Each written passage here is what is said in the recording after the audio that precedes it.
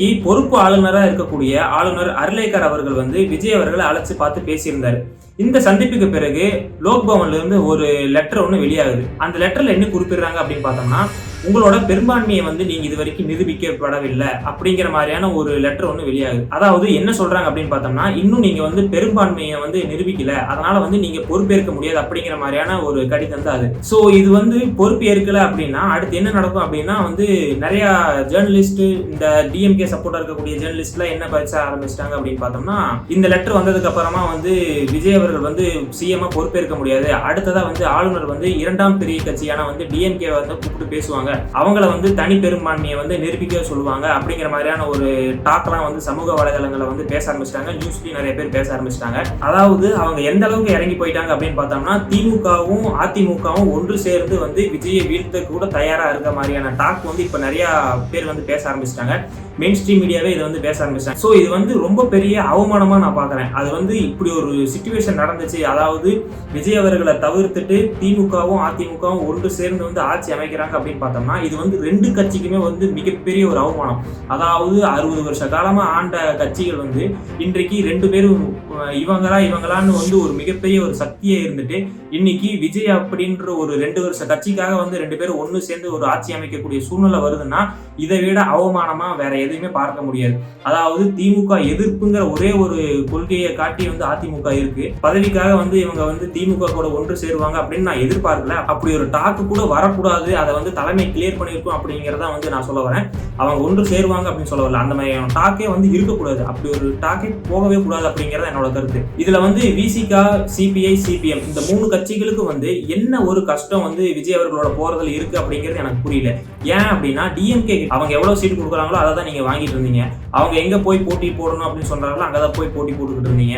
அவங்க என்ன சொல்றாங்களோ அதை மட்டும் தான் கேட்டுக்கிட்டு இருந்தீங்க. நீங்களே நிறைய இன்டர்வியூல வந்து திருமாவளவன் அவர்கள் வந்து சொல்லியிருக்காரு, நாங்க ஆட்சி கட்டல தான் இருக்கோம், இருந்தாலுமே வந்து எங்களுக்கு எதிராக வந்து அநீதி வந்து ஏகப்பட்ட இடங்கள்ல நடக்குது, அதை வந்து நாங்களே போராட்டம் பண்ணி தான் நாங்க வந்து சரி பண்ண வேண்டிய சூழ்நிலையில இருக்கும் அப்படிங்கிற மாதிரியான வேர்ட்ஸ் எல்லாம் வந்து இந்த எலெக்ஷனுக்கு முன்னாடி இருக்கக்கூடிய இன்டர்வியூல வந்து நிறைய தடவை சொல்லியிருந்தாரு திருமாவளவன் அவர்கள். இப்படி டிஎம்கே கிட்ட ரொம்ப மோசமான நிலைமையில நீங்க இருக்கிறது வந்து உங்களுக்கும் தெரியும். அதே போலதான் வந்து சிபிஐயும் சிபிஎம்மும் இப்போ பிஜேபி எதிர்ப்பு அப்படிங்கறதுனால டிஎம்கே தாண்டி வேற எங்கேயுமே போகக்கூடாத ஒரு நிலைமை இருந்த சூழ்நிலையில இப்போ உங்களுக்கு லட்டு மாதிரியான ஒரு ஆப்பர்ச்சுனிட்டி வந்து கிடைச்சிருக்கு. அதாவது டிவிகேல போய் நீங்க சேர்ந்தீங்க அப்படின்னா நீங்க நினைச்ச மாதிரியான சீட்ஸ் வாங்கலாம், நீங்க நினைச்ச பவர் வரலாம், நீங்களோட ஓட் பர்சன்டேஜும் வந்து இன்க்ரீஸ் ஆகும்.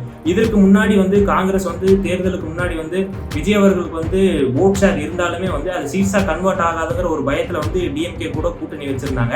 ஆனா இப்போ வந்து அவர் நிரூபிச்சு காமிச்சிட்டாரு, ஒரு 108 சீட்டு வாங்குற அளவுக்கு அவருக்கு கெப்பாசிட்டி இருக்கு நிரூபிச்சு காமிச்சதுக்கு அப்புறமா அவரு கூட போய் சேர்ந்தீங்க அப்படின்னா உங்களுக்கும் உங்க கட்சி வளர்க்கறதுக்கும் உங்களோட ஓட் ஷேர் தானே இன்க்ரீஸ் ஆக போகுது. அடுத்த எலெக்ஷன் வந்துச்சு அப்படின்னா அவர் ஒரு சீட் கொடுத்தாலும் உங்களோட ஓட் பர்சன்ட்டும் இன்க்ரீஸ் ஆக தான் போகுது. ஸோ இப்போ நீங்க வந்து நல்லா டிமாண்ட் வச்சு உங்களோட கட்சியை வளர்க்கக்கூடிய சூழ்நிலையில ஒரு முடிவு எடுக்காம இவ்வளவு நாளா வந்து நீங்க இழுத்தடிக்கிறதே வந்து ஒரு அநீதியா தான் நான் பாக்குறேன். உங்க கட்சி வளர்க்கறதுக்கும் சரி, நீங்க ஒரு தனி உங்களோட ஓட் ஷேர் வாங்குறதுக்கும் சரி, உங்களுக்கு ஒரு இண்டிவிஜுவாலிட்டி வந்து இங்க கிடைக்கும். நீங்க டிஎம்கேல அவங்க சொல்றதை மட்டும் தான் நீங்க கேட்டு போகக்கூடிய சூழ்நிலை இருந்துச்சு. இன்னைக்கு வந்து நீங்க ஒரு டிமாண்ட் பண்ணலாம், டிவிகே தலைவர்கிட்ட ஒரு கட்சியில நீங்க வந்து டிமாண்ட் பண்ணி வாங்கக்கூடிய சிச்சுவேஷன்ல இருந்து கூட நீங்க வந்து இப்படி காலம் தாழ்த்துறது வந்து மிகப்பெரிய தவறான விஷயமா நான் பாக்குறேன். நீங்க பல பேர் வந்து இதே மாதிரி தான் நினைப்பீங்கன்னு நினைக்கிறேன். உங்களோட பார்வை என்ன அப்படிங்கிறது கமெண்ட்ல சொல்லுங்க. இது என்னோட பார்வை. அடுத்ததா விஜய் அவர்கள் தான் வந்து சிஎம் ஆகணும் அப்படிங்கிறத வந்து ஒரு நியாயமான விஷயமா நான் பாக்குறேன். ஏன்னா பெரும்பான்மையான மக்கள் வந்து ஓட் போட்டு விஜய் அவர்களை வந்து தேர்ந்தெடுத்துட்டாங்க. இப்போ வந்து ஒரு 10 சீட் இல்லை அப்படிங்கிறதுக்காக வந்து நீங்க வந்து ஒரு ஆட்சியை கவுக்கிறதோ இல்லை ஆட்சியை பண்ண விடாம சூழ்ச்சி செய்யறதோ வந்து இது வந்து பிற கட்சிகளுக்கு வந்து ஒரு சூசைட் அப்படிங்கிறதே வந்து நான் சொல்றேன்.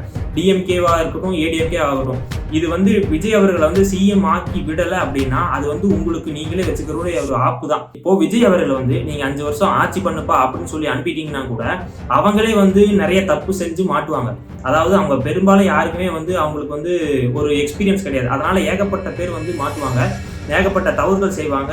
அதை வந்து உங்களுக்கு நீங்க அதை எடுத்து நீங்க அரசியல் பண்ணி கூட நீங்க அடுத்து ஜெயிச்சு வரலாமே தவிர அவரை வந்து நீங்க ஆட்சி அமைக்க விடாம நீங்க அரசை கவுத்துட்டீங்க அப்படின்னா அது வந்து அடுத்த ஒரு 10-15 வருஷத்துக்கு உங்களால எந்திரிக்கவே முடியாத அளவுக்கு வந்து மிகப்பெரிய ஒரு ஆப்பு உங்களுக்கு நீங்களே வச்சுக்கிறதா தான் இருக்கும். ஏன்னா வேணும்னே மக்கள் வந்து உங்களை புறக்கணிச்சு உங்களுக்கு எதிராக ஓட்டு போடக்கூடிய சூழ்நிலை வரும். ஏன்னா அவருக்கு தெரிஞ்சிருச்சு ஸ்டாலின் அவர்களே தோற்கடிக்கக்கூடிய வலிமை வந்து விஜய் அவர்களுக்கு இருக்கு அப்படின்னு தெரிஞ்சதுக்கு அப்புறமா நீங்க வந்து அவங்களோட ஆட்சியை கவுத்துட்டீங்க அப்படின்னா அது வந்து உங்களுக்கு நீங்களே வச்சுக்கிற சூசைட். இது வந்து பொலிட்டிக்கல் சூசைட் அப்படின்னு தான் நான் லிட்டரலா சொல்றேன். அதனால நான் சொல்ல வருது என்னன்னா, விஜய் அவர்கள் தான் வந்து இந்த தடவை சிஎம் ஆகணும். அதனால விசிகா, சிபிஐ, சிபிஎம் வந்து 3 பேரும் போய் விஜய் அவர்களோட கூட்டணி வைக்கிறது தான் வந்து நல்லது. அது உங்களுக்கும் நல்லது, தமிழ்நாட்டுக்கும் நல்லது. இப்போ பெரும்பாலான vote share, Dalit vote share வந்து 90% வந்து விஜய் அவர்களுக்கு போயிடுச்சு அப்படிங்கிறது உங்களுக்கும் தெரியும். நீங்க போய் அவர்களோட கூட்டணி வைக்கிறதா வந்து உங்களோட கட்சிக்கும் நல்லது, உங்களோட கட்சியை ரெப்ரசென்ட் பண்ணியிருக்கக்கூடிய மக்களுக்கும் நல்லது. இப்போ டிவிக்கே பாத்தீங்கன்னா நிறைய தலித் கேண்டிடேட்ஸ் வந்து எம்எல்ஏ ஆயிருக்காங்க. அதை வந்து விசிகாவினர் வந்து நினைச்சாலும் பண்ண முடியாத விஷயத்த வந்து விஜய் அவர்கள் வந்து அசால்ட்டா இப்படி பண்ணிட்டு போயிருக்காரு. அதனால நீங்க வந்து இவ்வளோ பிகு பண்ணி இவ்வளோ நாளா வந்து இழுத்தடிக்கிறது வந்து நியாயமான விஷயமே கிடையாது. நீங்க போய் அவங்களோட கூட்டணி வைக்கிறதா வந்து தர்மமா இருக்கும். அதுதான் உங்களுக்கும் நல்லது. அடுத்ததா வந்து நேற்றுக்கு போட்ட வீடியோல வந்து நான் வந்து விஜய் அவர்களோட எம்எல்ஏ வந்து பட்டாக்கத்துல கேக் வெட்டினதும், அடுத்ததா வந்து போஸ்கோ கேஸ்ல அரெஸ்ட் ஆன ஒரு டிவிகே நிர்வாகியை பத்தி பேசி போட்டிருந்தேன். அதுல வந்து நிறைய பேர் கமெண்ட்ஸ்ல என்ன சொல்லியிருந்தாங்க அப்படின்னு பார்த்தோம்னா, ஒருத்தர் 2 பேர் செய்யற தப்புக்காக வந்து நீ வந்து டிவிகே வந்து குறை சொல்ற அப்படிங்கிற மாதிரி நிறைய பேர் பேசியிருந்தாரு. விஜய் அவர்களால வந்து எத்தனை குடிசையில் இருக்கவங்க எல்லாம் எம்எல்ஏ இருக்காங்க, ஆட்டோ ஓட்டுநர் எம்எல்ஏ இருக்காங்க, ஏகப்பட்ட பெண்களுக்கு ரெப்ரசன்டேஷன் கிடைச்சிருக்கு, நிறைய தலித் மக்கள் வந்து எம்எல்ஏ இருக்காங்க. இதெல்லாம் யாருனால செய்ய முடியும், இது ஒரு புரட்சி அப்படிங்கிற மாதிரி பேசியிருந்தாங்க. கண்டிப்பா இது ஒரு புரட்சி தான், இதுல மாற்று கருத்தே கிடையாது. நான் சொல்ல வர்றது என்ன அப்படின்னு பார்த்தோம்னா, ஸ்டாலின் அவர்கள் வந்து ஒரு இடத்துல சொல்லுவார், சென்னை வந்து எங்களோட கோட்டை, அங்க வந்து குப்பனோ சுப்பனோ கொண்டு போய் நிறுத்தி வச்சா கூட நாங்க ஜெயிப்போம். அப்படிங்கும் போது டிவிகே தலைவர் உண்மையாலுமே ஒரு குப்பனோ சுப்பனோ கொண்டு போய் வச்சு டிவிகே வந்து சென்னையில் இருக்கக்கூடிய எல்லா தொகுதியுமே புடிச்சிட்டார் அப்படின்ற மாதிரியே சொல்லலாம் லிட்டரலா. ஏன் ஸ்டாலின் அவர்களே தோக்கடிச்சிட்டாரு. இது வந்து டிவிகே தலைமையிலான ஒரு அன்பு தான், விஜய் அவர்கள் மேல இருக்கக்கூடிய அன்பு தான், ஒரு பிரதிபலிப்பு தான், நான் ஒத்துக்கிறேன். அப்படி இருக்க சூழ்நிலையில எதற்காக வந்து கிரிமினல் பேக்ரவுண்ட் இருக்கவங்களுக்கு வந்து சீட்டு கொடுத்தீங்க அப்படிங்கிறத என்னோட கேள்வி. ஏன்னா அந்த தொகுதியில வந்து நீங்க யாரை நிறுத்திருந்தாலும் அவங்க ஜெயிச்சிருப்பாங்க. ஏன்னா நிறைய மக்கள் வந்து டிவிகேக்கு போட்டவங்க வந்து யாருக்குமே அவங்களோட கேண்டிடேட் யாருன்னே தெரியாது. அப்படி இருக்க சூழ்நிலையில நீங்க எதுக்கு கிரிமினல் பேக்ரவுண்ட் இருக்கவங்களுக்கு வந்து சீட் கொடுத்தீங்க? அடுத்ததா வந்து ஒருத்தர் 2 பேர் பண்ற தப்புக்காக வந்து டிவிக்கவே குறை சொல்லாது அப்படின்னு சொல்றீங்க.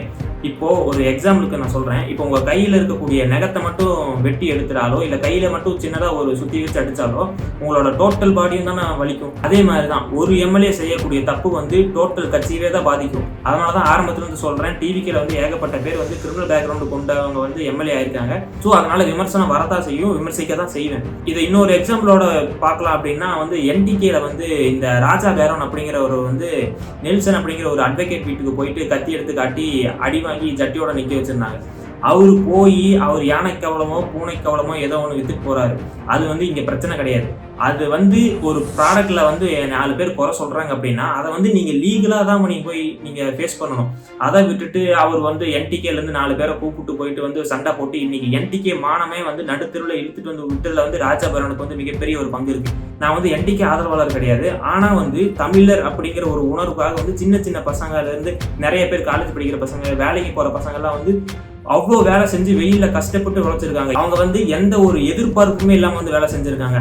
நீங்க மற்ற கட்சிகளை போய் பாத்தீங்க அப்படின்னா டிவிகே உட்பட ஒரு 200 ரூபா 300 ரூபா கொடுத்து கூப்பிட்டு ஆளை கூப்பிட்டு வச்சு கூட்டத்தை காட்டுற சூழ்நிலையில நாம் தமிழர் கட்சியில் இருக்கக்கூடிய பல்வேறு தம்பிகள், அதாவது சின்ன பசங்க நிறைய பேர் வந்து வாலண்டியர்ஸா வந்து அவ்வளோ வெயில கஷ்டப்பட்டு உழைக்கக்கூடிய ஒரு விஷயத்த நீங்க அசால்ட்டா ஒரே ஒரு உங்களோட யானை கவலம் அப்படிங்கிற ஒரு உங்களோட ப்ராடக்ட் விற்கல அப்படிங்கிறதுக்காக என்டிகேவோட மானத்தையே நீங்க வாங்கல. ஒரு 2 நாள் வந்து உங்களை வச்சு அவமானப்படுத்தினாங்களே. அந்த கட்சியில எவ்வளவு பேர் வேலை செஞ்சுட்டு இருக்காங்க, ஒவ்வொரு ஓட்டு வாங்குறதுக்காக அவங்க அவ்வளவு கஷ்டப்பட்டு இருக்காங்க. நீங்க அசால்ட்டா இப்படி தூக்கி ஒரு 100 ஓட்டை வந்து தூக்கி வீண் பண்ணிட்டு போயிட்டு இருக்கீங்க. ஸோ இதே மாதிரிதான் சொல்றேன், இந்த மாதிரி தவறான நிர்வாகிகளை வந்து டிவிகே வந்து ஏற்படுத்துனா அப்படின்னா அது வந்து உங்களுக்கும் உங்களோட கட்சி வந்து நீங்க சப்போர்ட் பண்றீங்களா உங்களுக்கு தான் இது வந்து ஆபத்தா முடியுமே தவிர இது எனக்கு எந்த ஒரு பாதிப்பும் தரப்போறது இல்லை. விசிகே, சிபிஐ, சிபிஎம் கட்சி வந்து வெகு விரைவில் வந்து ஆதரவு தரணும் அப்படிங்கிறதுல கோரிக்கையோட இந்த வீடியோ நான் முடிச்சுக்கிறேன். நன்றி.